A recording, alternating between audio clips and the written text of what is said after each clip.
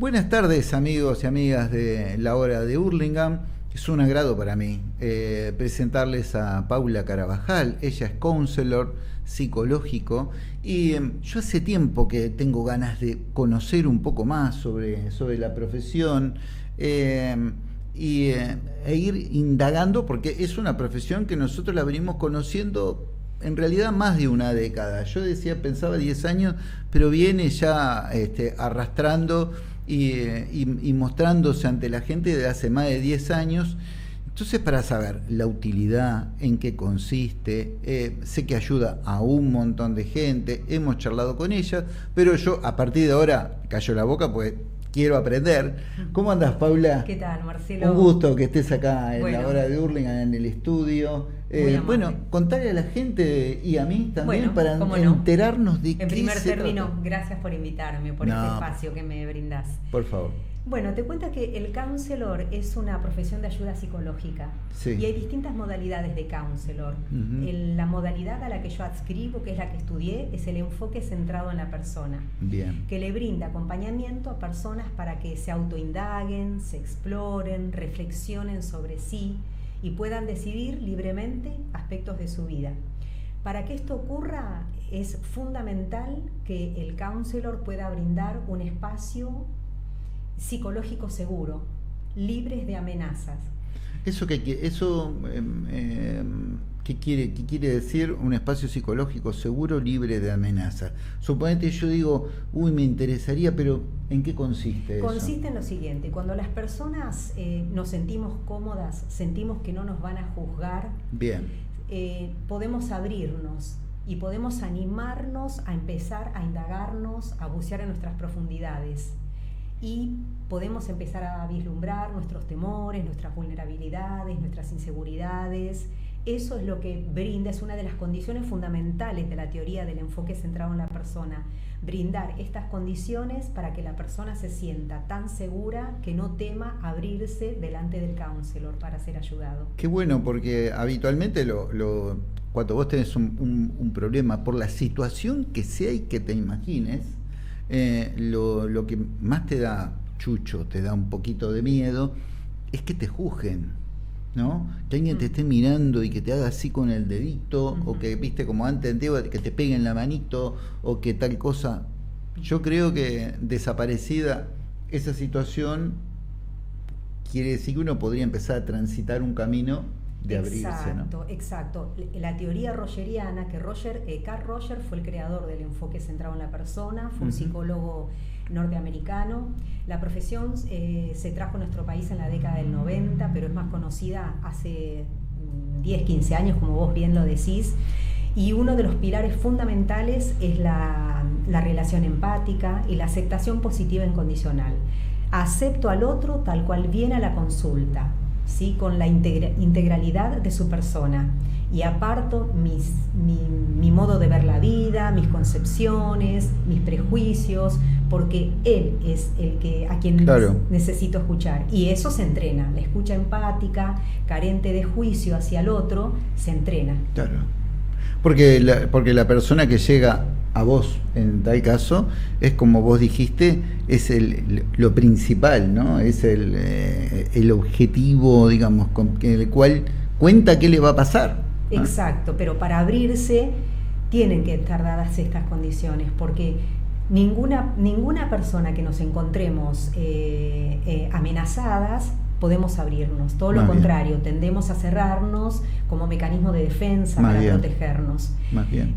Una de las cosas que querría comentar, Marcelo, es que cuando Rogers establece las condiciones básicas, ¿no? Que esta es una fundamental, la aceptación positiva incondicional hacia la persona que viene en búsqueda de ayuda, él pone en foco en la socialización de las personas, en cómo fue nuestra socialización cuando éramos pequeños, y alumbra allí esa zona para poder entender. Una de las cosas que comenta en su teoría es que hemos sido socializados condicionados.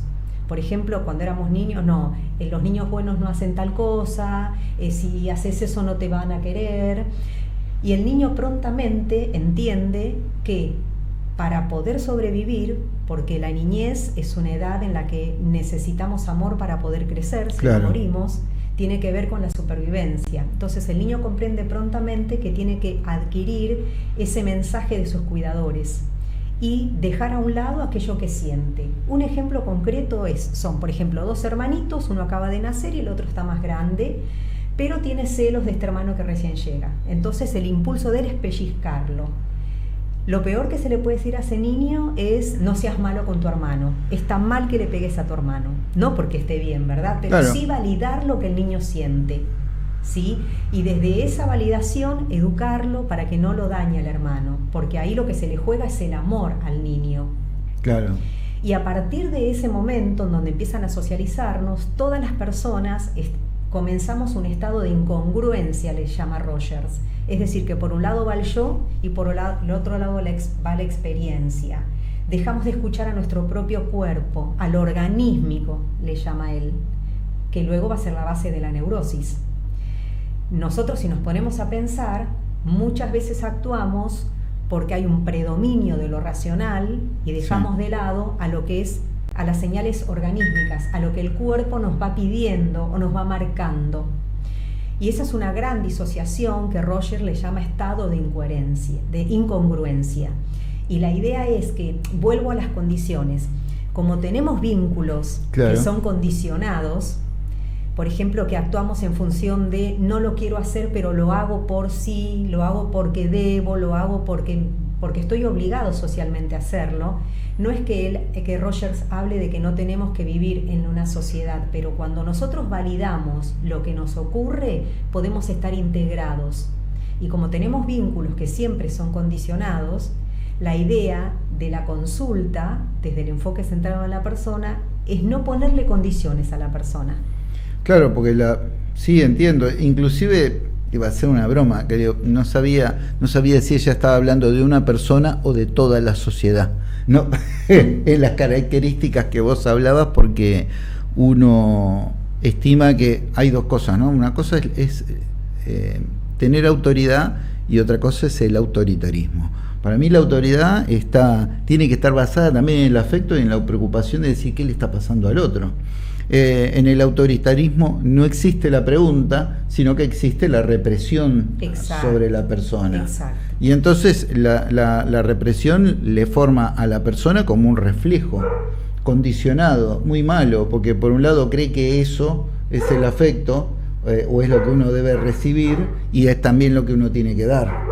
Exacto, complicado. Porque de ese mismo modo también uno se vincula luego. O sea, si me educaron, me socializaron dentro de esta condicionalidad, te quiero en tanto y en cuanto seas una nena buena, y ser una nena buena implica determinadas cosas. Con la mujer debe ser tremendo las condicionalidades que deben haber. Sí, totalmente. Entonces, como adulta luego que nos construimos desde allí, desde esa condicionalidad, también condicionamos a los demás en nuestros vínculos, sino con que no nos enseñaron a educarnos o a educar a otras personas de manera afectiva, de tal modo que podamos validar el malestar del otro. Sí, yo simplemente lo puse como un detalle, claro, nada más. Porque podría ser que el padre le diga al niño, ¿no? Por ejemplo, la intervención que ofrece Rogers es esta: entiendo que te sientas mal por la presencia de tu hermano, claro, sí, pero a tu hermano no le debes pegar porque es un niño pequeño. Validar lo que siente, no anular lo que siente. Claro. Porque cuando empezamos a anular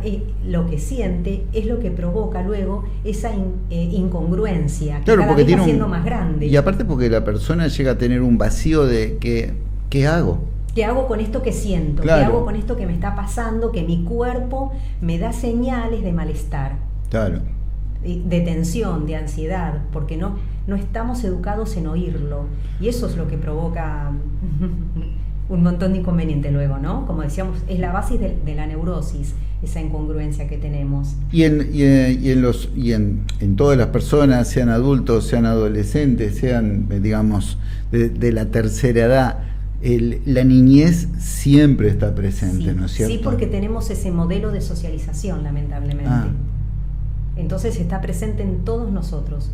Inclusive como adultos, si nos ponemos a pensar, muchas veces hacemos cuestiones, hacemos cosas, tenemos conductas que no deseamos tener.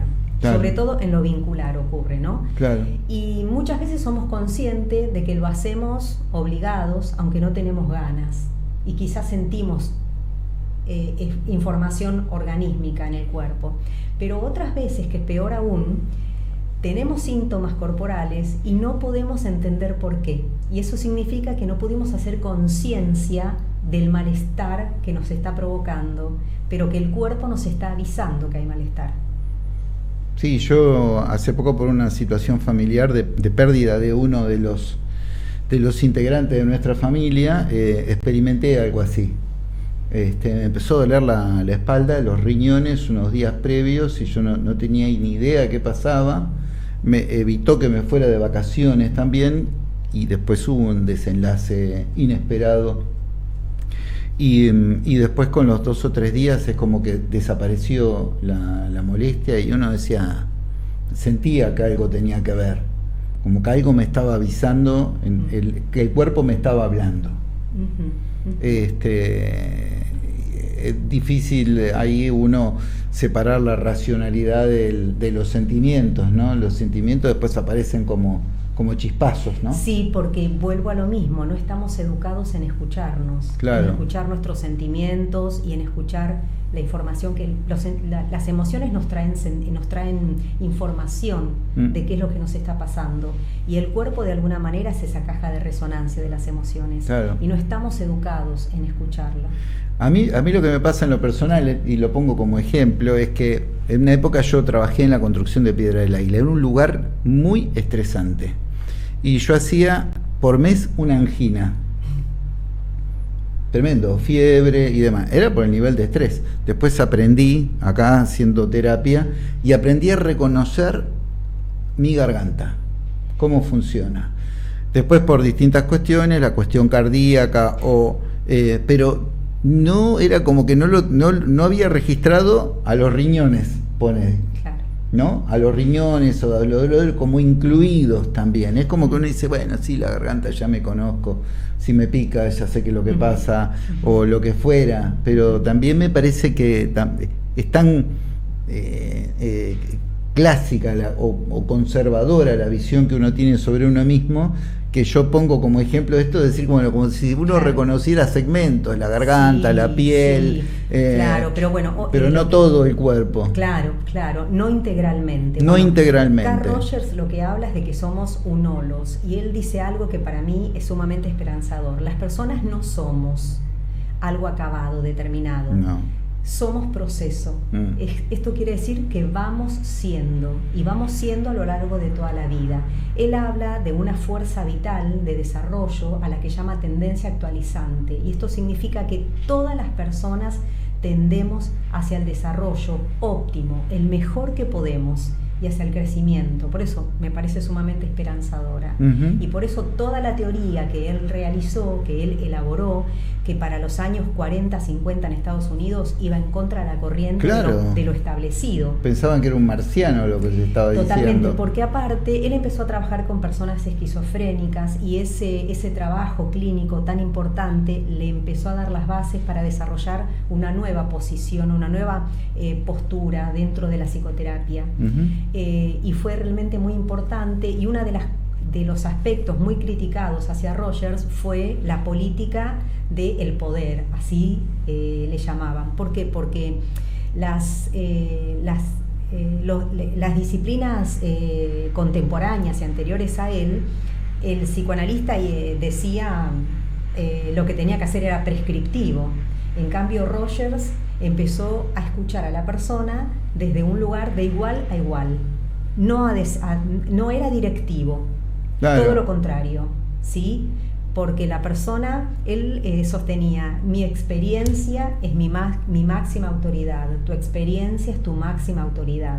Yo lo que puedo es acompañarte a iluminar aquellas zonas de tu hondura, de tu profundidad, claro, pero en realidad el especialista de tu vida sos vos. Me hiciste recordar algunas películas americanas sobre determinadas situaciones o personajes entre los años 40 y 50, donde de repente el personaje tiene un problema con su personalidad, y era como que la atención psicológica era como si fuera un médico clínico que lo sentaba y la persona le daba órdenes, dele esta pastilla, dele esto, téngala acostada o adormecido, en distintas películas que uno ha visto eso, ¿no?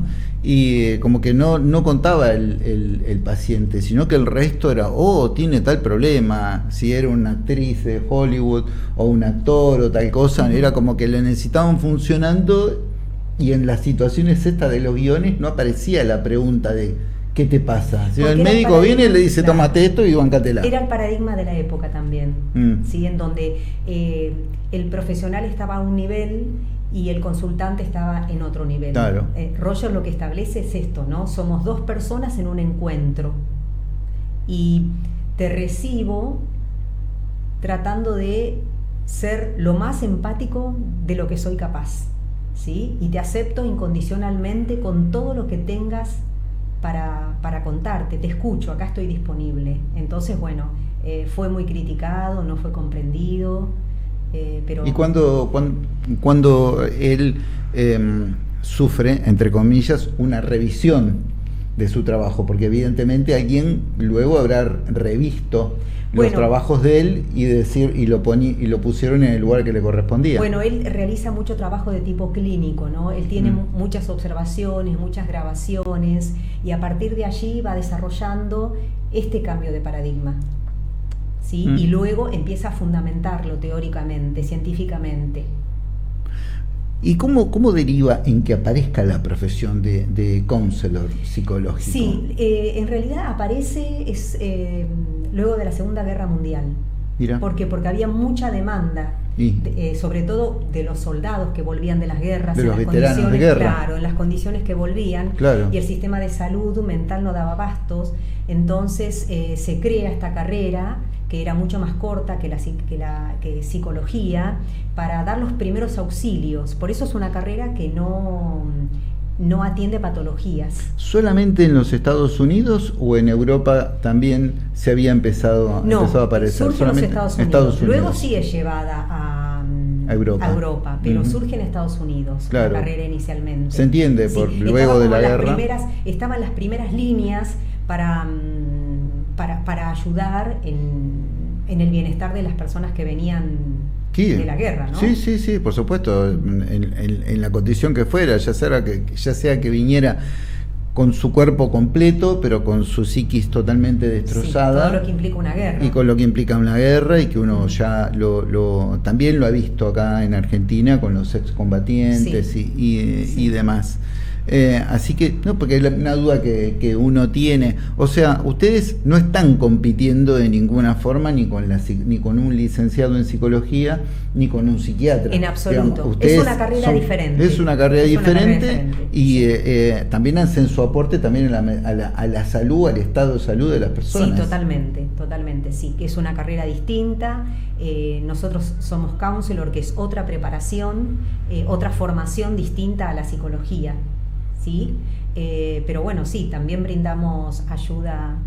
¿Y se hacen interconsultas de repente con licenciados, con psicólogos? Se hacen interconsultas, bien. Sí. Bueno, de hecho yo fui una paciente de counselor, consultante de counselor, y mi counselor en su momento, por una necesidad que tenías de salud psíquica, me contactó con el psiquiatra.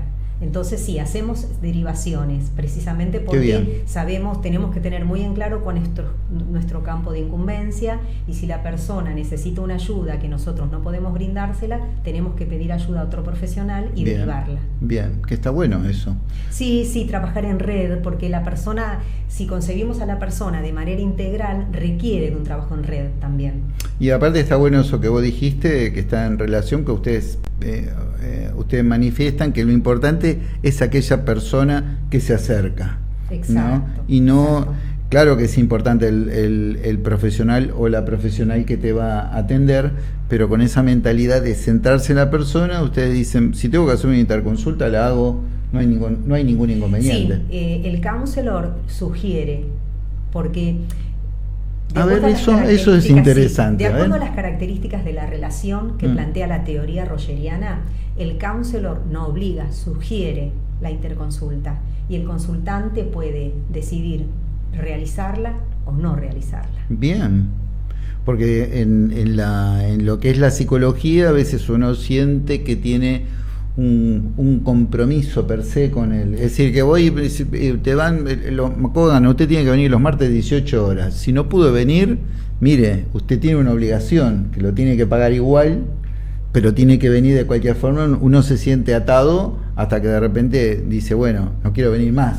Claro, en el counselor el proceso lo comienza la persona y lo termina la persona, cuando ella cree conveniente. Está bien. ¿Sí? También está esa libertad, porque si consideramos que la persona puede conducir su vida, puede desplegar su potencial, su desarrollo, también lo puede hacer para comenzar y finalizar el proceso. Claro, porque además es, como vos dijiste, tiene que ser un proceso natural. Entonces, si uno está en el estado que está, usted sabe, estoy mirando la cámara de la gente, cada uno de nosotros está como estamos. Entonces hay días que vos decís, depende de qué evolución estás haciendo vos y la ayuda que recibís del profesional o de la profesional, también se supone que podés tomar decisiones, que sí, el objetivo también, es que tomes decisiones. Y también, Marcelo, yo adoro el enfoque centrado en la persona, porque me parece de un respeto y de un amor hacia el otro, claro, que es indescriptible. Y también la sugerencia, no la prescripción, implica el respeto hacia el otro y hace que confías en que el otro va a saber tomar la mejor decisión para uno, para sí mismo. Sí, uno es algo de todos los días, ¿no? Porque cuando vos de repente ves que en la vida cotidiana o cuando íbamos a la escuela, que de repente a alguien lo ningunean, ¿no?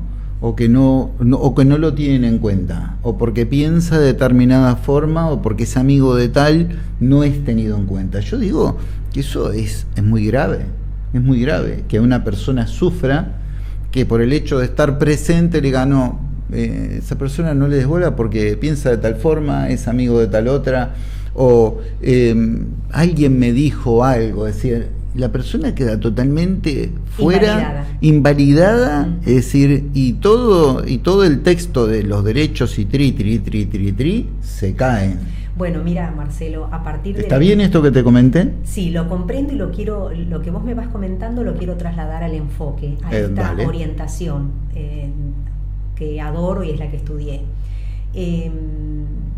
Para tener razón vos, yo no tengo que dejar de tener razón. Claro. Porque ambos tenemos marcos perceptuales distintos. Claro. El marco perceptual se conformó desde que somos niños y se conformó desde mis propias experiencias, lo que yo fui conformando a partir de las propias experiencias y de las experiencias de mis educadores, lo que me dijeron de mí, en qué ambiente me crié, y para vos lo mismo. Claro. Entonces, vos ves la vida desde tu marco perceptual, exacto, desde tu propia visión, y yo veo la vida desde mi propio marco perceptual. Entonces, no es que estás vos equivocado o yo equivocada. Vos tenés tu manera de ver la vida, tus razones, y yo tengo mi manera de ver la vida y mis razones. Y nadie tiene derecho a invalidarse mutuamente, por supuesto, de ninguna manera. Por supuesto. La verdad que el mundo sería totalmente diferente. Bueno, Rogers llevó no solo al ámbito de la salud mental esta modalidad de escucha hacia las personas, sino que lo llevó a distintos ámbitos, al ámbito empresarial, al ámbito educativo, porque él creía absolutamente en el respeto y la comprensión que podemos tener las personas entre nosotros. Tiene que ver con esto, con que no, si todos seríamos, porque Roger habla también de la responsabilidad y la libertad, si todos pudiéramos responsabilizarnos de nuestra propia vida, no necesitaríamos ese tipo de límites, porque sería un límite que nos pondríamos nosotros mismos. Volvemos un segundito.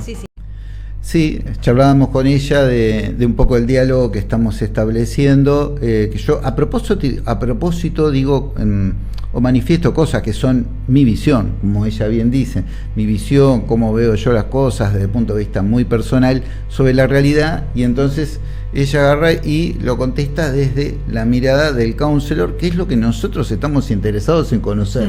Pues lo mío, yo me escucho y me aburro. Seguimos en lo que estábamos dialogando. Sobre el tema de esto, de la mirada de ustedes, de la mirada más abierta, de evitar la imposición de cosas, de la imposición de diagnósticos y demás. Sí, Te cuento, Marcelo, también que uno de los pilares de esta profesión es que yo también pueda reflexionar sobre mi persona, indagar sobre mí, conocerme lo máximo posible. Desde el momento que quiero ejercer la profesión, tengo que también encontrarme en proceso de counselor. ¿Sí? Porque no vos puedo, misma como profesional. Misma como profesional, porque no puedo. No, yo misma personalmente. Y profesional tengo otro espacio también. También de supervisión. Tenés su espacio de supervisión donde vos hablás a su misma vez con otra counselor. Sí, con una counselor que es más experimentada que yo, que tiene la titulación de supervisora y que le llevo alguna inquietud que yo tenga respecto de mis consultantes o alguna intervención que haya hecho, y para que ella me vaya guiando en sus coordenadas, en las coordenadas dentro del enfoque. Sí, entonces, no puedo acompañar a nadie a donde yo no he ido. Se requiere de que la persona esté revisada permanentemente, y también que haya una aceptación incondicional hacia mi propia persona, con todos mis aspectos, con aquellos que me gustan más y con aquellos que me gustan menos, con mis vulnerabilidades, con mis debilidades, porque si no es así, difícilmente yo podré recibir a otra persona. Estaba pensando eso, estaba pensando exactamente eso. Si ella no trabaja una apertura total sobre sí misma, le resultaría muy difícil escuchar a alguien con la situación de vivencias que sea, sin prejuzgar, exacto. Sería muy complicado. De todas maneras, hay situaciones difíciles que cuando se las escucha son difíciles, claro. Pero para eso está mi propio proceso de counselor y el espacio de supervisión, en donde si hay alguna situación que voy escuchando que a vos te inquieta, ponele. Exacto, bueno, las trabajo en ese espacio para poder brindar la escucha mejor de la que soy capaz.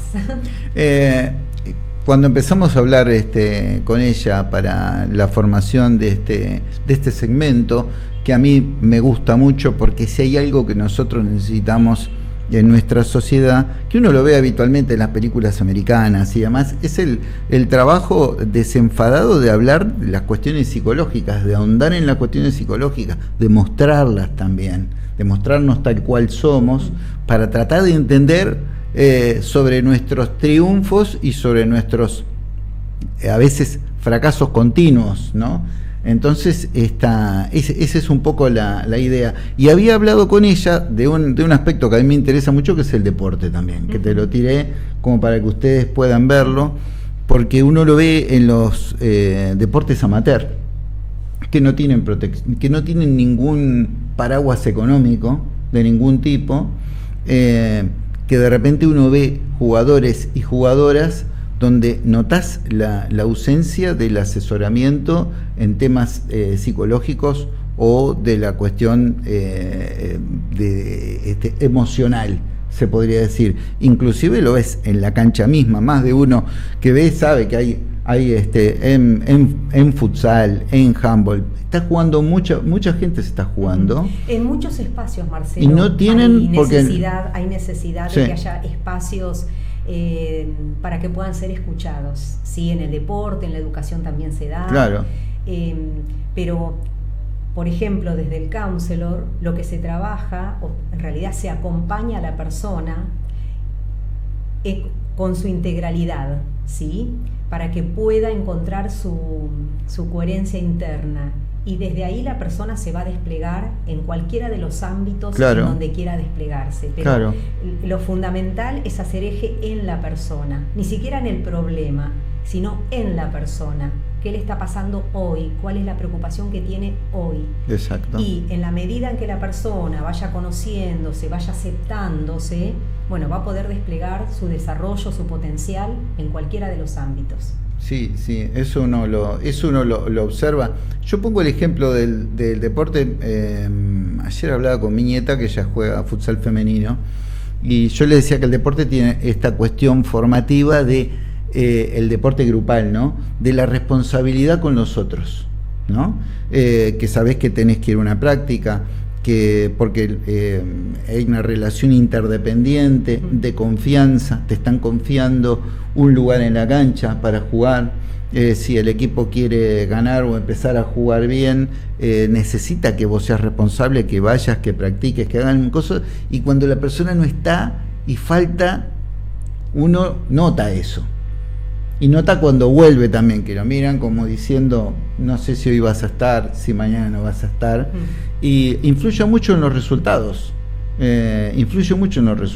Y también uno lo ve que tienen cobertura, por decirlo de alguna vez, psicológica, los equipos que juegan en determinadas divisiones donde hay cobertura económica. Claro. Para abajo es arreglate.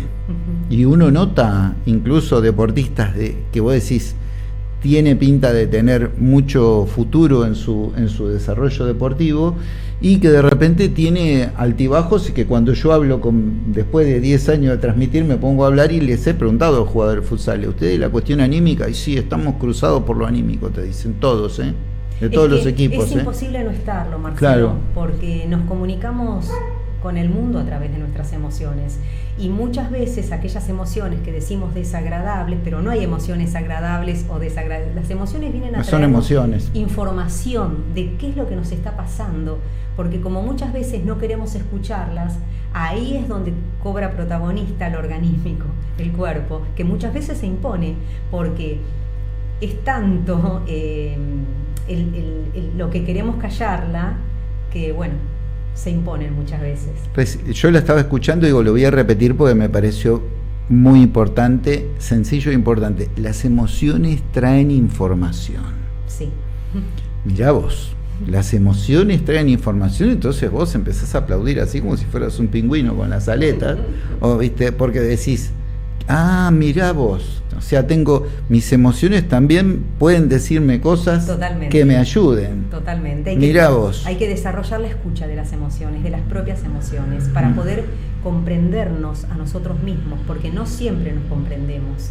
No. Y para poder aceptarnos, porque también tenemos emociones que a veces nos desagradan, pero son tan valiosas como aquellas que quizás sí nos agradan. Está todavía ese temor instalado, que es importante desinstalarlo, porque no es así, y hay profesionales muy buenos como en todos los ámbitos, hay profesionales, y por lo menos yo puedo decir que la persona a la que recurrí, a quien recurrí, me ayudó mucho en su momento. Claro. Y confío en él como profesional. Como un ejemplo de entendimiento. En el counselor no nos remitimos al pasado de la persona, sino al presente de la persona. ¿Qué le está pasando hoy a la persona? ¿Qué es lo que le preocupa hoy?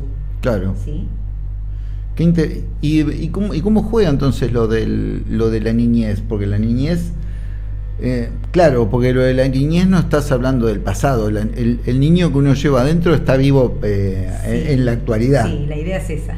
Sí, está vivo en la actualidad. Pero la persona va por un problema puntual, claro, que tiene hoy en la actualidad, y desde ahí se trabaja. Decime, Paula, ¿te has sentido cómoda? Sí, sumamente cómoda. Muy cómoda. Sí, muy agradable la charla. ¿Te vas preparando para ir tocando diferentes temas? Sí, por supuesto. Nosotros estamos muy, muy a gusto de que ella aparezca acá en la pantalla de la hora para...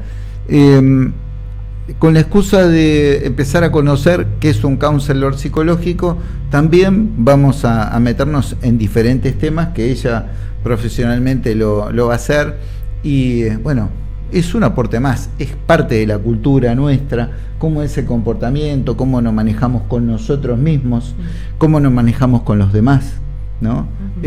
Así que para todas esas cosas uno, como siempre le decimos, intentamos ser un disparador para que cada uno de ustedes piense sobre sí mismo y tome decisiones, ¿no? Si viene a buscar acá soluciones, de mil amores, ¿no? No sería rogeriano. No sería rogeriano, y aparte que tampoco, aunque no lo fuera, tampoco las vas a encontrar. Simplemente vas a tener que buscarla vos por tu cuenta. Cada uno busca las respuestas de su propia vida. Exactamente. Después, la diversidad también está... Es una riqueza. La riqueza, por supuesto. Es una riqueza, sin tanto duda. La diversidad personal, individual, como la diversidad en todos los sentidos. Ya va dejando lentamente espacio a lo que es la pluralidad y la diversidad como riqueza de todos los días. Despedite. Bueno, muchísimas gracias, Marcelo, gracias por este espacio, estoy muy agradecida. Y bueno, y será hasta la próxima, voy a pensar con qué tema podemos continuar y bueno, espero que hayan disfrutado de esta charla que para mí fue sumamente importante y la disfruté muchísimo, así que muchísimas gracias. No, por favor, los agradecidos somos nosotros y bueno, vecina de Hurlingham, viste, acá buscamos lo nuestro, tenemos para mostrar, tenemos una ciudad pequeña, pero tenemos cosas y personas para mostrar. Paula Carabajal, counselor psicológico, con ustedes, señores, ya lo vamos a ir viendo con el devenir y la evolución del tiempo. Nos vemos, hasta la próxima, chao.